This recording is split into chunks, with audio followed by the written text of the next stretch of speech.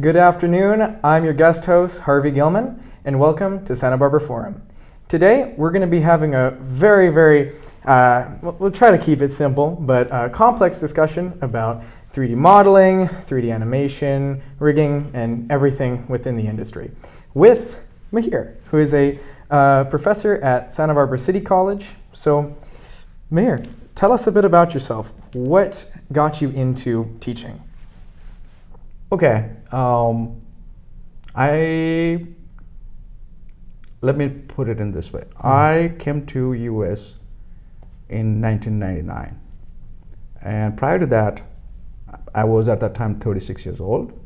Prior to that, I come from India, and from very early age of my life, like 18 or 19, I already started working in the entertainment industry as a musician, doing a lot of recordings, studio recordings of film, documentary, television productions.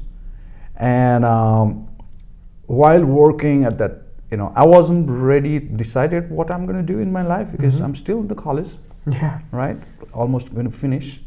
And took a decision that, well, I think I will carry on with this career. So while working in studios, big studio in India, production, I have more than 20 years of experience working in film industry in various jobs, various department. So happens such that the production house has their post-production, the videos and all they do over there, the visual effects, animations and all that kind of thing. And when you work with a group of people that you start knowing, so they showed me what they're doing and things like that. It's like, that looks really interesting. Wow, it's cool, But I was curious, but I wasn't really jumping the ship from sound design to go to 3D. Yeah, it's a big jump. So I wasn't doing, it was never even planned. So happens such that the studio had a training center specifically for 3D. They were training people and hiring the best of the best students from there for their productions. And I just took the training because I had time, free time. Because I was curious, so I just started really looking at it. I took the training over there for like a year. And the studio asked me that, hey, you did so good, would you like to really do 3D work? I said, no, I don't want to.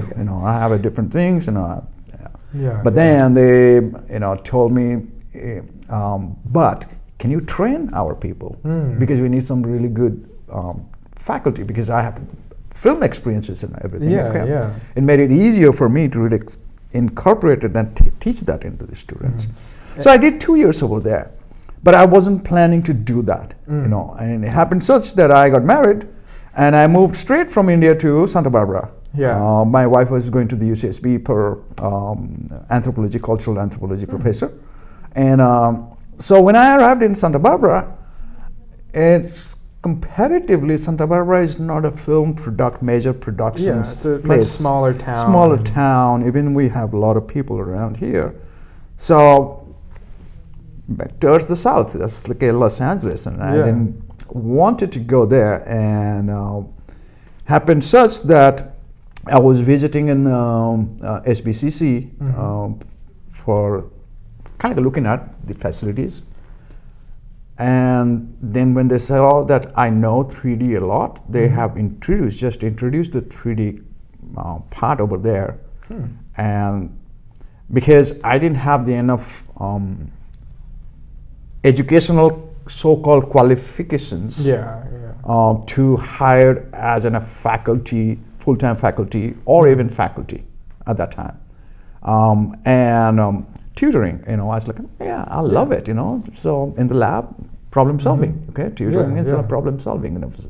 Students, I'm having some issues somewhere. And it's not as complex as being a full-time professor, and like you said, you don't need the qualifications for it. And at that time, I started doing freelance, small little jobs around here, mostly productions and like a product developments and things like that. So like advertisements. Yeah, so that's what I was doing, and I was tutoring. But then the field is complex. It's a lot of science involved, a lot of math involved, and getting a faculty to teach is very difficult. Especially somebody to come over here and teach. Yeah. And so it was very difficult for the SPCC to find someone to teach regularly. And I wasn't sure whether I would go for a full-time faculty or not. I wasn't ready at that time to be a full-time faculty. So I opted for, in 2005, because they hired me and told me to teach. In 2005, I started teaching. Yeah. So in the process, I changed the syllabus. I made it to, because we have to understand that the school, who is taking those classes over here? These are young people. Yeah. Okay. Mostly male dominated. Okay. And they are starting their out of zero. Okay. Yeah. So you can't push them, and most of them don't even have the traditional art skill. Okay. Which is very important. Yeah, the foundations. Yeah. So you can't really teach something which is upper level. Yeah. You have to really, they don't have no idea totally, Yeah, it's like explaining your grandparents how a phone works, Exactly. Yeah. And so, so that's how I started. And I'm kind of like a person, think before I accept certain things. Yeah. Okay. Anything which I don't like, I will not do it. Yeah. Okay, that's my bottom line, So, and I thought it is going to be a very challenging job. Am I ready for that or not? And asked that question for a couple of weeks to myself. And I said, well, I don't want to be a musician playing Hotel California in the middle of the night at 10 o'clock or 11 o'clock and come back home at 1 o'clock. I'm already 38 years old. I can't do those late night things like other young kids can do. Yeah. So I guess this is good. Rest is history. Yeah. So you just kind of decided, was it really kind of definitive, like I'm gonna do this, or is it more like, oh, let me try it out for a while and then kind of see where it goes? I was sure. You were when sure. I said yes means yes. Oh my gosh. And then since then you've been teaching there for 25 years 25 now? years, yeah. Oh my gosh. Yep. Yeah. Yep. And how do you teach something like that? Is it very generalized, or do you have to do a lot of, smaller classes? How long does something like that even take? Okay. The classes are 25 students. Okay, it's not that big. But the subject is tough, okay? And specifically, even if you have some traditional arts background, it takes time to train our brain to start seeing things three-dimensionally. We do all see three-dimensional, okay? But being aware that what is that three-dimensional aspect of it, And so the way I started is learning skill will be different from person to person, okay? Learning style will be different from person to person, right? Yes. Student to student. So we have to, as a faculty, I have to keep that in my mind. So that means some people pick up first quickly, some people take some time to pick it up and feel good, comfortable and things. And so my initial starting is extremely simple. Yeah. Create a sphere, put a light over here, press the render button over there. Look at this, Okay, now you want to make it to a glass, look like a glass or look like a rock. Yeah. Then apply the texture. Okay. that makes them like look like they have not seen nothing like that, and like wow, their eyes are like a big and all. So, and then I start evaluating each student. Okay. Okay. Yeah. Based on the student's capabilities, I start, increasing my level of details of the teaching materials, and not 25 students will be. Some will definitely drop out. So it comes to around like 15 students. Okay. So it's not that bad. Yeah, it sounds like students. a pretty small class. And I could really spend more time with students. That's good. And so I started throwing things towards them, like, watch this. Don't have to do anything. Just watch. Be aware that there are things like that, so that it. So you won't feel embarrassed in some two people talking about that. You won't feel embarrassed. I see. Yeah, so it's towards the end, I already know who is going to get into this industry and who is not going to get into the industry. I see. Yeah. Do you have to tell them that, or? No. No. You just kind of know. Yeah. I know, but those who are good, I kind of give them that we just scratch the surface in this class. There is a lot to learn. I see, yeah. And my goal as a faculty is to show you a way, a path. You are the one who is going to go walk that path. I see. Okay. Yeah. To reach that destination, your destination is that you want to work some nice, awesome Star Wars or Disney or this company and that company. But that you are here, that is over there. Yeah, it's going to take a while. And what you got from me is that a path to how to really go the shortcut path, to the end path. That's it. I'm proud to say Santa Barbara City College has some Oscar Award-winning that's students working in the industry. Nice. Yeah. And I tell them that they took my kindergarten class. Okay. So I taught them the very foundation, the very basics of that. Yes. Wow. And then that was one of my other questions was, of course, like right now, the landscape with, I'm talking also from my personal experiences. So far, the main ways that I've learned any sort of 3D modeling or, effects was through the internet, was through YouTube.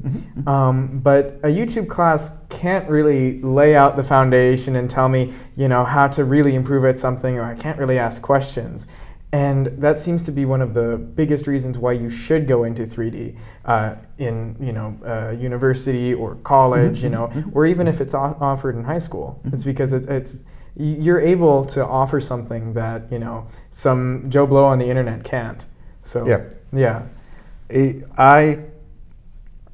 yesterday, somebody asked me this question that she tried to learn on her own Blender by following contents on the YouTube, right? So my answer was that the 90% of the people, those who are actually doing those tutorials to go online, they're not faculties. Yeah. They're artists. Okay. So at times, even if they think that they are actually telling you very basic things, but still they will miss certain things that you will be thinking like, how did he do that? Because you see what I'm saying? So there are a lot of contents on YouTube. Okay, any program you mention that. Okay, you name it, but there is no systematic order of first step, then second step, and third step, and fourth step, and how to really go. So where do you start? There is no basic or solid answer that start here. Not even really like beginner tutorials, but it's like that, like you said, the actual like fundamentals. Absolutely. Not even of 3D, but of like you said, art. So yes, so that's the problem, that when you are on your own, you have no idea that where to start initially. And one is done, first is done, okay, what is next? Yeah. Where do I go? Can I go and do some water? No, that's actually way up in the ladder. That Yeah. how to do water. Or even making a glass. Yeah. The property of glass. Just throwing in a transparency is not. The glass has got like a smudgy marks of picking fingers and all that kind of things will be there, you know. You have to get those things out of it. Yeah. Yeah. It's in 3D. It's very easy to make super clean things, nice, shiny, and things like that. That is not going to take a person tool or something. Yeah. How dirty you can make it, close to the realism, Yes. will actually give you a job. And it's part of the storytelling too. It's a part of the storytelling. I mean, even these mugs that we have here, you know, it's not like a perfect clean logo. There's scuffs, there's scratches, you know. Yeah. Yeah, And exactly. And that's basically cinematographers. Okay. Around mid-90s, no filmmakers were ready to go create content in 3D to put it in the movies. I see. The main goal is that it's too clean. The DP is telling us it's too clean. Yeah. There is no atmospheric things over there in between the shot. It looks so clean, and which is true. Yeah. Because you can't just have like even this background which we have over here in the wall. It's not like a mirror polish, right? There are little thing is will be there. Issues, you know, dents, or just the way that the plaster is on the wall. Exactly, you know. So the cinematographers, they saw it immediately. Yeah. And that's what the feedback was to the companies. You know, it's like how to make it look dirty. Yeah. So yeah. It's interesting feedback because I mean, and then I also wonder, was there must have been some sort of discourse where it's like, oh, you know, because of course, and I think that's also a big thing in the film industry now is being able to really communicate with different people from different backgrounds. So, you know, maybe someone from the CG crew would be like, well, why do you want to make it dirty, you know? Because they also don't know that one specific, you know, the reason why. Yeah. You know, and so I think that's also another thing. Like if you people, I guess, tend to start out generalized, right? Yeah. Like you said, you give them kind of a good overview of everything, right? Whether that be art fundamentals or, you know, how to add a cube or make something look like glass, right? But then, you know, if they want to specialize into something, right? Even if maybe they didn't really want to get into 3D modeling or art, they'll still have that fundamental and they'll still have that prior knowledge to say, okay, here's how I'm going to make this happen. That's exactly what I was talking about. Yes. It helps. Even if you don't do 3D, taking a class, learning about that because it helps your knowledge about your production so that you can actually dictate or direct that, hey, I want this, you know. You can do it by using 3D in this way and that way, but that's what I want. Yes. So in that way, you know, as a film director or producer or in that way, which is talking to the artist, that you know exactly what you want and how you want. Yes. So you will reduce a lot of expenses, production expenses, because you are not going to be trying out this, trying out that, and then finally decide which one way is like a. Yeah, you'll just know. 100 hours are gone and studio time, right? Yes. Yeah. I mean, even for like pre-production stuff, you know, if you wanted to say, okay, well, put this, you know, big like car or something, or like just add a car to this shot, right? It's not that simple. You have to have, you know, like a HDRI, and you have to get stuff on set, right? Even 3D scan part of the set, you know, if you want to get a nice shadow catcher or anything like that. So yeah, I mean, it seems like that's really a huge benefit of actually going to school for this kind of stuff. Oh yeah, absolutely. That's why I tell people that take a class. Yeah. Even if you're not going to do it, take a class. Take a class, yeah. Because that way you know what you want and you know how it can be done. Yeah. And as a director, you know, because everything depends on director, right? Yes. Yeah. You're driving the ship. Yep. You know. Yep. Yeah. Man. Let's see. So after people, and real quick though, how long does this all take? Like from the first kind of general class to the, is it like throughout your entire college experience, or are it's okay, so right now quite a few institutes are offering 3D classes.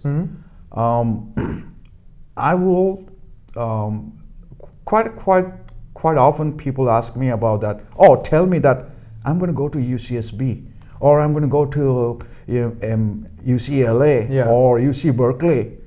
My answer is to do not go there. Because all the UCs are research oriented.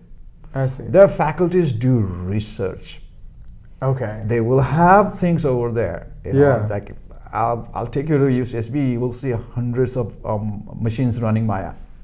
But do they actually teach Maya there? No. They don't. They use it for their engineering department, their nanotechnology department, the simulations and all that kind of things, right? Yeah. So I'm not saying they are bad, but say for example, film production. Okay. Yeah. People go to UCSB film studies class. They sign up for the film studies class. And then after the quarter is over, I didn't want to take this class. I thought they are going to be teaching film production, but you misunderstood the actually name of the class. It's called film studies. Studies, not film production. Film production. So you want to do a film production? Take a class in the Santa Barbara City College. Yeah. You will have cameras entire semester available to you. Yes. Okay. Yeah. You have all the equipments available entire semester. In UCSB, you get one day, it's supposed to be maybe a middle of the day, like a 12 noon. They give you a 16mm camera and to go shoot something nice at 12 midday with a 16mm camera. Yeah. And you don't even know where the sun is and how the lighting should be, and your things are horrible looking. Okay, and they only got. I saw many students coming that, and then they actually came over to SBCC and to taking the class. Yeah. That's really interesting. I that is a very good tip. CSU, go to CSU. CSU, okay. Yeah, all the Cal State bachelor degree programs, they have decent programs. Not everyone though. Not everyone. Yeah, not everyone. I see. Yeah, you have to choose specifically, and I don't want to mention the names. Okay, it's not good. But yes, look at the here again. What I tell my students is that if you are transferring somewhere, right, ask them the question that do you have internship? Oh, okay. Okay. Internships, yeah. Okay, and if the internship do you have, like what kind of companies you send them for doing the internship? Some schools are like, no, we don't do any internship. I tell my students, don't go. Don't go there. I see. Yeah. Because the real thing you will learn working in a real environment, doing some internship. Right? Yes. Getting your hands dirty. Yep. Seriously. Get the hands dirty. I mean, even here, I've been, I never thought I was going to go into anything related to TV, let alone like public access, right? And then, did an internship here because I had to do community service for school, and here we are. Yep. Year later, yeah. Exactly. Yeah. Yeah. Wow. No, that's exactly what one should do. And Yeah. And so, when you're trying to, when a student's going through these courses, how do you make it, because you said there's people with different levels. You have people that, learn things really quickly, learn things slower. But I mean, how do you really get in, because software can be so technical, right? Yep. And I tried learning Maya once. I honestly couldn't understand it, compared to Blender. And it was a very limited, I think I got the free trial of it, right? And and like you said, I didn't know where to start, right? And I was trying to self-teach, and so when you have something so technical like that with students with no experience coming in, what is do you have any good ways or techniques of being able to kind of, simplify it a bit, trying to remove some of that technical jargon or anything, because people can learn fundamentals, right? Yeah. You know, but the actual technical side of things, okay, well, I know how something should look, right? I know where to put lights. I know how something, you know, should, you know, like composition or you know, anything like that. But actually kind of getting into the nitty gritty, are there like major problems that arise with that, you know, and trying to, you know, get around that and really, you know. Okay. Jargons are going to be there. Yeah. And because it's completely different field, there'll be a lot of names, you know, things like that. Let's say, for example, baking. Okay. Yeah. If I said to write somebody who doesn't know anything, like, what are you guys talking about baking? You know, well, what are you making some cookies or something? Yeah. Right? You know, so similar, like terminologies, one is going to come across. Yeah. But you know, it's like our aspect ratio. If you say somebody who doesn't know about, you know, camera and things like that, Yeah. when you say aspect ratio, they will probably don't understand. Okay, so names are going to be there. Yeah. And you learn the names slowly. You know, it becomes, you know, a habit. Yeah. You know, but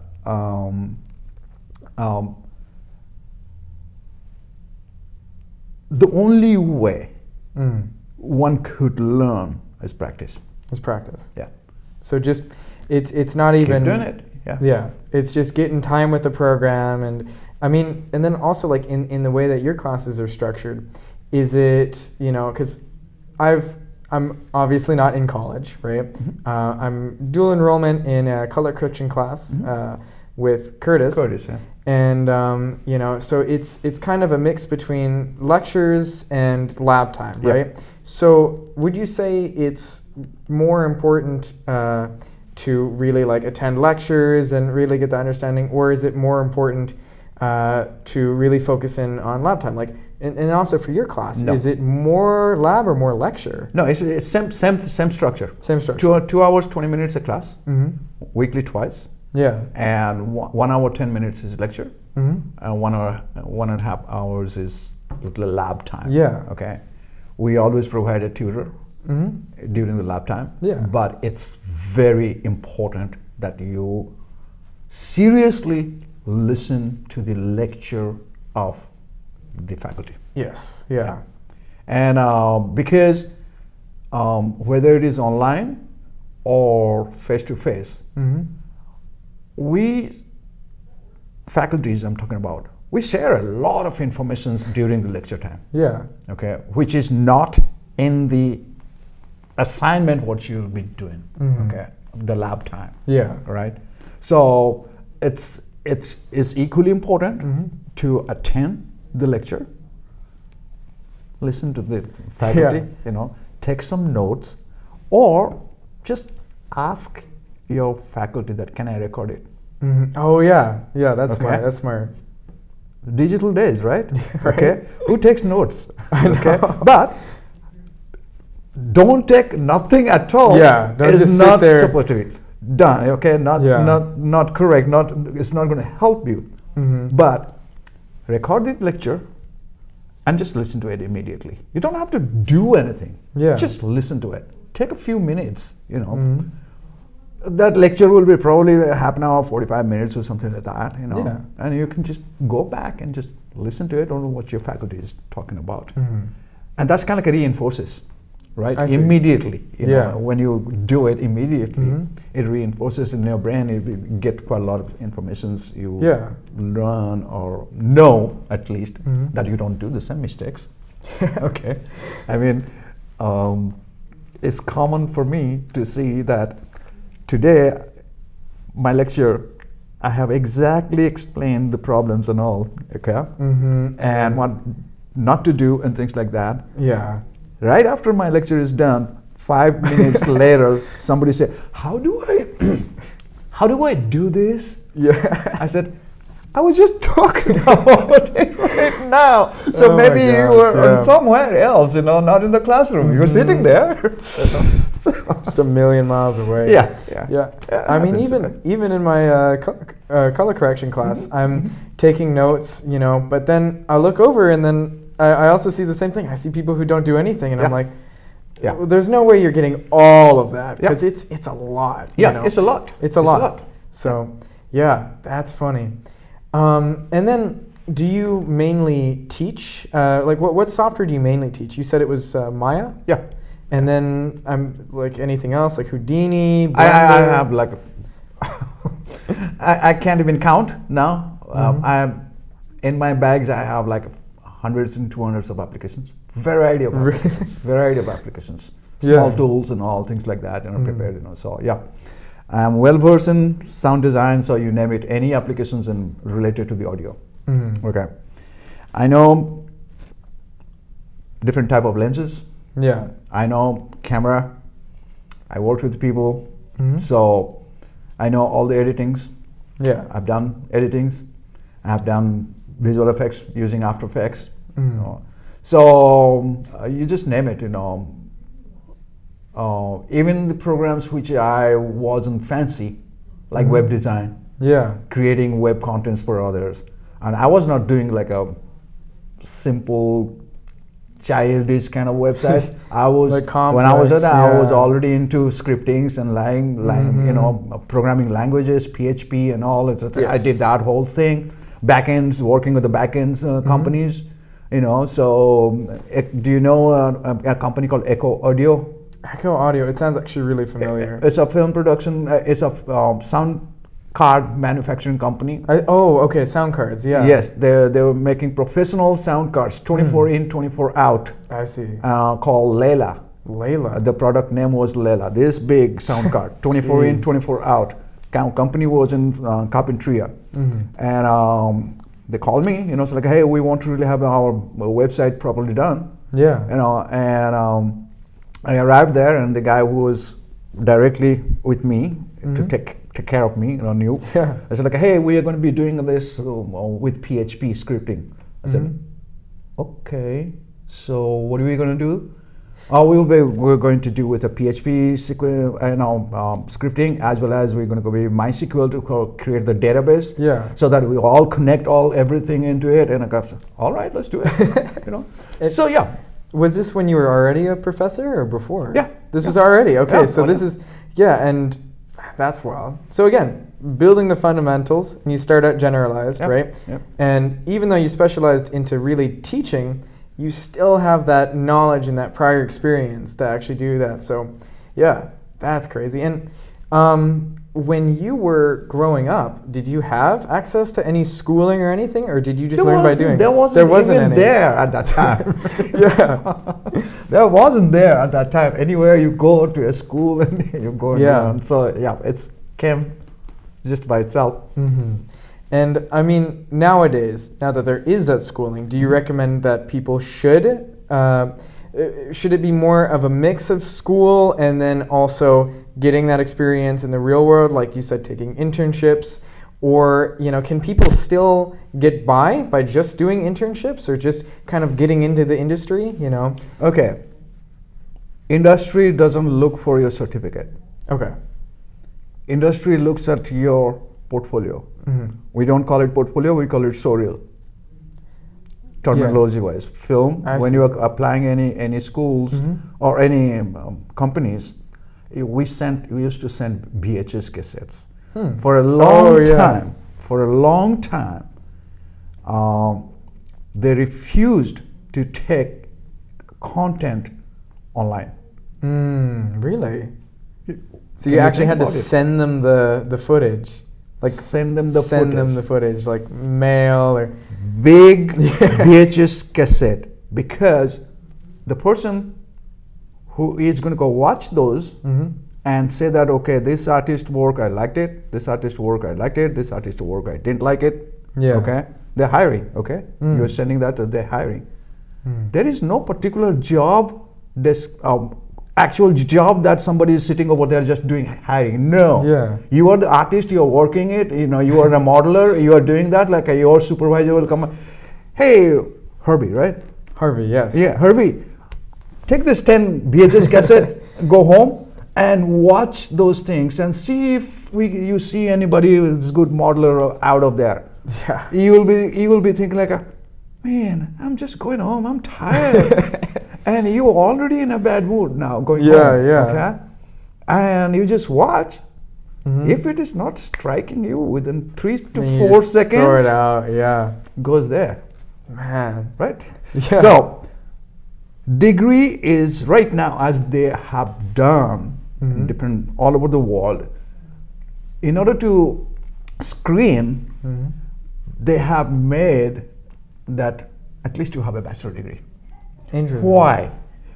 They say like if you have gone for a bachelor degree, Mhm. it means you suffered for 2 Oh, years. so you're serious about yeah, it. you're serious about it, and okay, I'm gonna go take that and keep it over Yeah. here so that I will take a look at it. I see. I see. If you say that no, I don't have any bachelor degree, Mhm. okay, and and same thing, like they will probably put it for a second or two. Mhm. If it doesn't look right, Like, it's gone. You yeah, might throw it be a out. better artist. Mm. So here's the thing: people, those who could do that on their own, Mhm. create something really good. Yeah. Not by copying a tutorial and doing it and Yeah. sending that tutorial things what you have done to somebody else. Mhm. What you can do by yourself. Yes. Okay. So that's when it becomes a little bit easier. Otherwise, no. Do you have something? Show me. Yeah. If I say something like, "What are you doing over here?" Join my gang. Mhm. That's the way it works. Yeah. But there's a lot of people applying for jobs and a lot of people are coming in. So that's when it becomes a problematic, is that you have, it makes it easier to, if you have a degree. I have many students Yeah. and they're good artists, okay? But they're like a defensive. Like sort of like they have like that fear, like oh, I might do something wrong, or I'm not good enough Yeah. to get a job, And at times I say like, don't do that. Just go up front, even Just if you send are them kind of in, like that, and you so directly said, yeah, it's good, I can do that. Yeah. And when you talk in an interview confidently, Mhm. the interviewers will get a little bit defensive. Interesting. Okay, they're Yeah. not going to go that hard on you. So That's a good tip. Yeah. yeah. So and sometimes people, very good, but they're like so defensive that they think that they're still not good enough. Like no, nobody is good enough. Mm. Always. We go and pursue it, try more and more and more, and that's how it's going to go. So yeah, two things, Yes. Does a bachelor degree is necessary? No, Mm. because if you can't do it, they Yeah. will not have you for a month later. They will say, like, sorry, bye. Yeah. So it's less about just getting the title and more about the experience, Yeah. right? Yeah. But the title does help. Yes, I see. a little bit. Yeah. Yeah. And another one of my questions for you is it's been a really, really big buzz in the industry is virtual production. Would you say there's any specific classes or anything that is really important to take if you want to really get into virtual production? Because it's kind of a blanket term. It means a bunch of different things. Bunch of different things. It's not standardized. Yes. So yes, nobody is teaching. Nobody's teaching. There's But if you can model a cop, right? Yeah. That can go to your virtual set. Yes. Right? Yeah. But if you don't do it as a proper scale wise, it's not going to match. Yeah, it's not going to look right. Match it. It won't look right. Yeah. So you have to keep in mind that if I am doing something for going into the virtual reality side, all right, that means everything has to be in right. scale. Yes. Okay. Yeah. Otherwise, it's not going to match. No matter whatever you do, it's not going to match because your geometry, what you have made, is like a centimeter size. Yeah. Okay. So. Or it's I've seen two things. I've seen one even within Blender, even in stuff I've made, right? it looks right, Mhm. right? Mhm. And then I put it into like a game engine like Unity Mhm. or Unreal, Mhm. and it's like giant because the like default Blender cube, has got it's 2 weird meters. issue of its scale. Yeah. Blender doesn't have an uniform scale value. Mhm. That's the very bad side of the Blender. Yeah. Yep. Interesting. See, normally what happens is that it will be small And then size wise. I see. Okay, Blenders It's too big. It goes like yeah. Yeah. And do you just specifically teach 3D for kind of both film and game design, or because there is a difference, right? Game design, you have to worry about poly counts and texel density and whatnot. In film, you don't have unlimited resources, but you have more. Well. So do you tend to kind of teach one or the other, or is it more just kind of, you know, like in between? Well, trying to I give examples that Mhm. keep your game out of the way, keep your movies out of the way. Where else you can go Okay. with these 3D experiences? Yes. All right, lot of scientific experimentation. Mm. I have a student who is working with NASA and took all the classes over here. Learned a little bit of Unity on his own. Learned Unreal Engine from here. One of my ex-student now is faculty teaching Really? the Unreal Engine over Oh my there. gosh, He's yeah. not he wasn't ready, or he didn't want to become a teacher only. Mm. We ran into a desperate situation because we didn't find anybody to teach Unreal. Mhm. Okay, and he is working for another engineering company over here in downtown area. Yeah. You know, it's Santa Barbara based, and then his name is Andrew Wright Mhm. and White, I think. And so my chair Alejandro Harabo talked to him, and I said, okay, hey Andrew, we really need you to teach this class because there is nobody we are finding. Okay. Yeah. Because the one who was teaching, he left. Mhm. You know, because why somebody is not going to teach? Because of the financial benefits. Mm. The previous student and most of this game class started in 2010 I in see. Santa Barbara City College, and right from the get-go, who were the teachers? Those are all my students. I didn't teach game engine. Yeah. I just taught Maya. Yes. All right, Mm. but on their own, they found their way Hmm. how to do things, and they did really amazing things. And so every faculty came in to teach 3D game classes are Yeah. all my ex-students. Oh wow. Okay, and the last one was that when I asked him, he said like, I will only do 2 classes, 2 years. Oh, 2 years. Okay. Okay. That I can give you a guarantee. Mm. Don't expect that I will be completely here. Guess what? After 2 years, he completed. Oh, nice. Okay. Yeah. He applied and did things, and he started applying for job. Mm. He got called from Digital Domain, Oh, really? and he went there to their studio, Los Angeles, and then and looking around and asking people that what is going to happen. Then everybody's laughing. We don't even know what we are going to be doing. You know? Oh my But they gosh. know that Unreal Engine is getting Yeah. incorporated into their production pipeline. Like we need more people. Yeah, You know, just so- in case, just to see what happens. And the amount they offered, Mhm. he wasn't happy. So called me, Mm. you know, to ask like, what shall I do, Mihir? I said, what's your option? Other option. Other option is the technical company in San Francisco, Mm. startup company. Mm. And I told him that, hey, Digital Domain is an unknown production house. Yeah. If you get in over there right now, Mhm. then every other studio is going to know you. Yeah. It'll True, make it true. easier for you to get another different job or different things. Yeah. But he wasn't sure. Hmm. So the startup company offered him 6-figure. Wow. Okay. Starting Starting. 6-figure. Jeez. What they're doing is they were actually creating a software for architectural program Okay. based on Unreal Engine. All So right. he created another software for them, programming the Unreal Engine that real time Yeah. architectural presentation, somebody can move it, run around and do all that kind of, and the Yeah. building and all. Okay. So was it Twin Motion? Because that's the one that I know. No. Because that's no.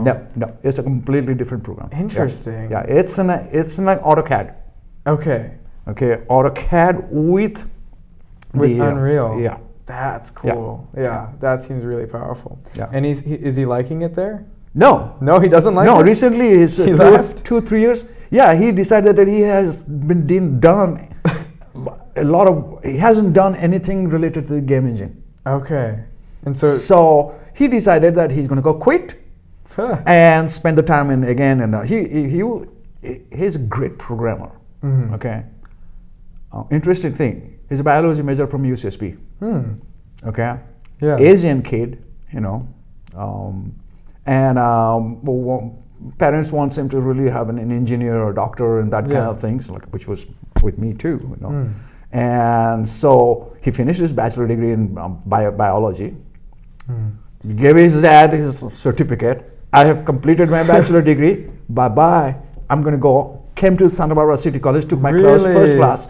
Within 6 months, he was everywhere doing everything. Oh my Yeah. gosh. It's a great. So he Yeah. had a lot of bags of programming, skills, Yeah. and that's what he did. And right now he's doing it. Wow.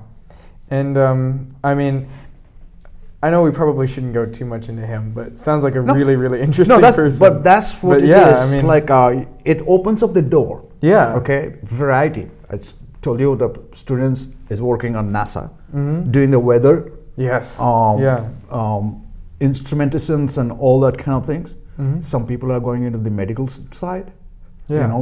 Working for companies for like a virus. and Yeah. all that kind of things in it. So I mean, it's wide just open. it's so varied because Wide it's open. not just film, it's not Yep, just it's game. not. So you're not really teaching specifically for one or the other. You're just saying, okay, come to my class, learn the fundamentals. Let me show you a path you can go down, right? And then after that, it's just kind of up to them. Yeah, It's yeah. what do you like to do? What do you like to do? Yeah, because I mean, it's 3D is it's an art form, right? But it's also for science and Yes, exactly. research and Actually, everything. it came from the science to the Yeah, it came art from form. science to the Well, art form. Film is science, right? Yes. Yeah. True film is a science. So Yeah. yes. Wow. And one other thing, you mentioned you just specifically teach Maya, Yeah. right? Yeah. Something that's also becoming and has been for a while really big among the indie space is Blender. That's how I started learning. And so, are there any big reasons why you're not teaching Blender? Because as I mentioned, these are not industry standard program. It's okay. It's okay for small boutiques. Yeah. Little 3 people, 4 people working in a company. They do commercials or things like that. Yes, you can do that. Right? Yeah. It doesn't have a support system like the regular companies. The way that if you buy Maya, if you buy Houdini, or if you buy any other program, there is a dedicated support system is there that you can, anything goes wrong, you can call them. They have to support you. It's not like that in Blender. And Blender is kind of like a jack of all trade and master of none kind of applications. It can do everything you like. Yes. Compositing. Yeah. There's even like a 2D video animation in editing. there. The 2D Yeah. animation is like the grease pencil or Yes. something like they call Yeah. it. So I have done quite a lot of work with Blender. I mean, Blender came to market in 2002, Yes. and from Blender 1.5, Really? I worked. Yeah. Okay, yeah. The reason Blender became a little bit popular, nobody discussed about that you would have probably never heard anywhere that you have to right click on an object to select. No, always left click. Always right? left Anything click, like yeah. left click. Blender's was a right click to select. That threw off everyone. I have mine They set had to a left game click. engine. Yeah. Blender had a game engine built into it. Up to 2.818 I remember version. it, yeah. Okay, Python based. You can do some. I was actually teaching in Carpinteria High School Blender creating small little games. Yeah. 2 games we interesting. did, like walking in the maze, Yeah. you know, and there is like a bomb sitting over there. It's going to eat you or throw you off. It's going to go exactly a simple game. 2 people can play. You know, Yeah. I taught that. So what happened is that right-click thing really freaked out, and certain other things that your object is stuck with the mouse. You know, anywhere you go, like that follows the mouse. That threw off everyone in the industry. So it couldn't really go that far. And their main source code was still old. Recent, like 3-4 years back, 5 years back, they removed the game engine out of it. I remember. They changed the selection to the left click to select objects. They redid the entire UI. They redid. Which is, I think, the time that I got into it, which I'm happy about. That's what I started hearing from people about Blender, that students and all coming in and talking to me about what is the difference between a Blender and all. Here are the 2 things. Actually, there are a lot of videos are coming in right now talking about this. They are again explaining that Blender is not a bad program, but Blender is not made for 500 people working on the same project. Yeah. Okay. It's whole game server system, file management systems, and all completely different. You cannot handle that. So it's good. That's why Blender is going to take the market of Cinema 4D, and it is started taking the market of Cinema 4D. Interesting. Okay. Cinema 4D made its field in the commercial advertisements and kind of in the studios. Okay, smaller studios. Okay, and that market Blender is going to affect Cinema 4D. Yeah, can't affect Houdini, can't affect Maya, but it will affect that in between that, because and then it also opens, like, again, I'm talking from personal experience. It lowered the barrier of entry for people like me, right? No money to get into this, don't have really the time or the energy to get into the really nitty-gritty parts, but just, I want to learn how 3D modeling works, I want to get the idea of it, right? And then even now, I'm so grateful that I got into Blender when I did, because I think it really was a time it was getting into the resurgence. It was like the 3.0 patch, right? Is when everything changed. I got into Blender and I said, okay, well, now, I've been kind of interested in video games, right? So how do I see my stuff, and move around? And then I said, okay, I'm going to start learning Unity. And then I'm like, well, I don't really like some things with Unity. It's kind of, for some reason, it was incredibly unstable on my computer. It crashes a lot. It crashes a lot. And I'm like, okay, well, maybe I should start learning something else. And at that time, Unreal Engine 5 comes out. And I'm like, okay, this seems pretty crazy. And so then I switched to Unreal and have been making projects in there. And then my whole kind of film side of my life started becoming bigger. And I was like, well, I want to put someone on a subway train. We don't have a subway here. How am I going to do that? Then virtual production starts really getting into it, and put up a green screen, and literally the first ever test I did of any sort of compositing, right, was just a 2-second static shot, me, green screen, my dad was filming it, and comped out the background with in Unreal with a subway train. And then from there it was, how do I recreate some movie scenes? We wanted to do a parody of a James Bond film. And I'm like, well, I want to put people in the same sets. So went into Blender, recreated it, and then, it's incredibly useful to just indies. And then I think if I were to start learning Maya, because I have the, understanding from Blender, right? I think I would have probably an easier time learning it. And then I honestly, from what you've been telling me, it really makes me want to go into one of those classes, So here is the thing, extrude. It does the same thing in Blender. It does the same thing in every 3D program. The terminology is extrude. How do you use that is a different way. Some program you select the object or face or whatever, and then you press the button called extrude. Some you go to the tool first, You click on the tool called extrude, and then you come and click on the object which one you want to use it. Otherwise, extrude is extrude. Yeah. Okay. I see. Combine, somebody will say merge. Yeah. Some applications will call it merge. Some application will say combine it. Okay. Some will say attach. Okay. Yeah. So it's kind of like that. It's an interesting way of. One thing I learned, just like a couple of days back, is that smoothness. PBR shader, smoothness. Okay. Yes. You never will hear smoothness. It's You will roughness. hear roughness. Yeah. Right. I even had to pause and think. Well, yeah. Or Right. glossiness. Like, do you know Quixel, like the Megascans library? Yeah. Their materials, and I think it's maybe different now because it got merged into Fab, right? Yeah. No, it's nothing different. But they I just think changed theirs was glossiness for some reason. Yeah. Which is weird because even in Unreal, it's roughness. So. Yeah. Or specular. But it's the glossiness which is coming, this is the old school terminology. Yeah. Roughness and all this came in because of a PBR shaders, what you take a physically based rendering. Yeah. Okay.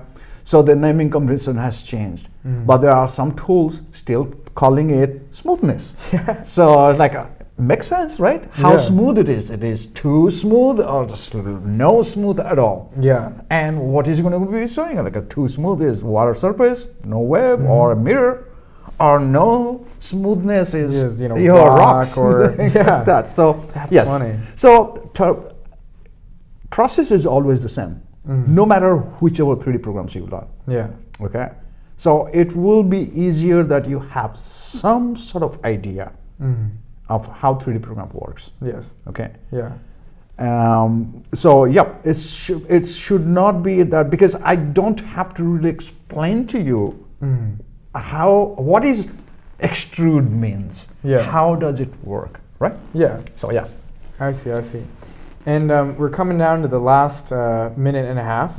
So is there anything you'd like to say to, anyone younger who's maybe not in college or is going to know they're going to go into college, right? And knows that they like being in the, they even if they haven't really used it, want to go into the 3D industry.